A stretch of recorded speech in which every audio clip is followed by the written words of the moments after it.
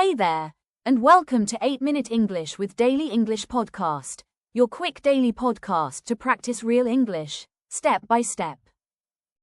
I am Lisa, and today we're going to talk about a super common problem that many learners face, translating in your head. Yep, you hear or want to say something in English, but your brain says, "Wait, let me translate that from my native language first." Sound familiar? Don't worry, we've all been there. But here's the good news, you can train yourself to start thinking in English. And today, I'll show you how. Let's get right into it. So, why do we translate in our heads? Well, it's totally normal. When you're learning English, your brain feels safer using your native language. Maybe that's Vietnamese, maybe something else.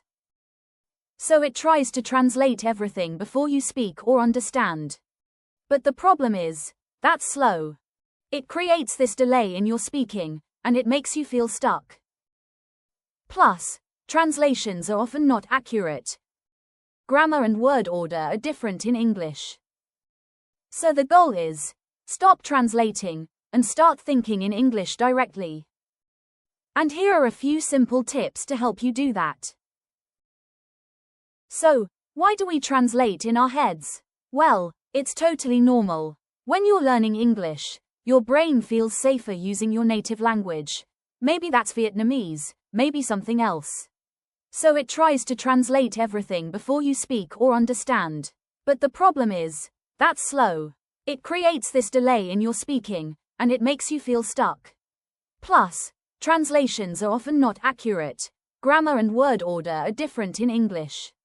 So the goal is, stop translating, and start thinking in English directly. And here are a few simple tips to help you do that. Tip number 1. Learn phrases, not just words. Sounds simple, right? But it's actually one of the most powerful ways to stop translating in your head. Let me explain. When most learners start studying English, they usually memorize single words like go, home, or school. That's okay. But here's a better way to do it. Try to learn phrases instead. For example, go home, go to school, come back home. Notice the difference. You're not learning words alone. You're learning how they work together, just like native speakers say them. These are called chunks, natural word combinations that go together like peanut butter and jelly. Why does this help? Because when you speak in chunks, your brain doesn't need to build the sentence, piece by piece. It's not like, I want to go to bookstore. It's more like, I want to go to the bookstore. It's like playing music. You don't hit every note one by one. You play it as a flow. A phrase is like a melody, and your brain loves melodies. So the next time you learn a new word, ask yourself, what phrase does this word usually live in? Don't just memorize, bookstore. Learn to say, go to the bookstore. Don't just learn, hungry. Try to say, I'm really hungry, or I feel hungry. It's a small change, but it makes a big difference. Alright, let's move on to tip number 2. Surround yourself with English. Now, if you want to think in English, you need to live with English a little more every day. Not just during study time, but in your daily routine. It's just like learning a new skill, right? If you want to swim, you need to be in the water. If you want to think in English, you need to be around English. So here are a few easy things you can do. First, change your phone settings to English. You'll see English every time you open an app. That's passive learning, and it works.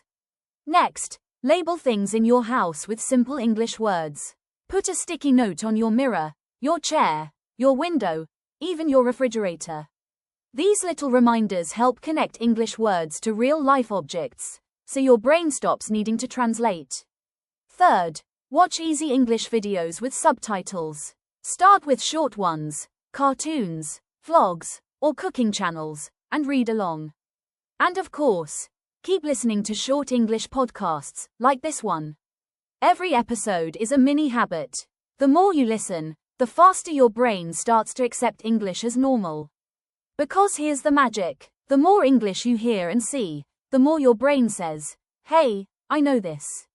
This feels familiar." That's when real change starts. Now let's move on to tip number 3. Talk to yourself in English.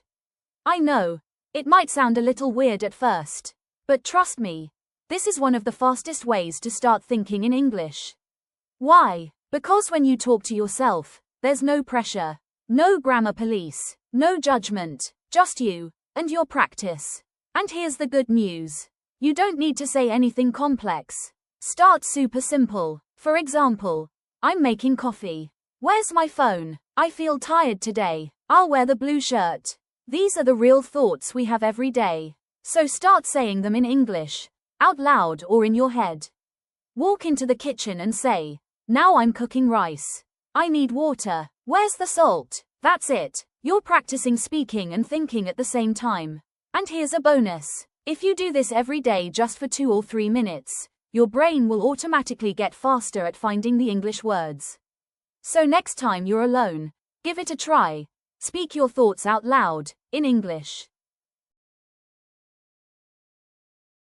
Okay, here comes tip number 4. Use visual thinking, not grammar. Let me explain. Most English learners try to build sentences by remembering grammar rules first. You know, like, subject plus verb plus object. But let's be honest, that's slow, stressful, and not how native speakers think. So here's a better method. Stop thinking in rules. Start thinking in pictures. Yes, pictures. For example, imagine this. You see yourself at the park, walking your dog. The sun is shining. You're wearing headphones. Now, describe it in English. I'm walking my dog. It's sunny today. I'm listening to music. See how smooth that feels? No grammar charts, no textbooks, just images that your brain turns into words. This is what we call visual thinking. It's how kids learn language and it works for adults too.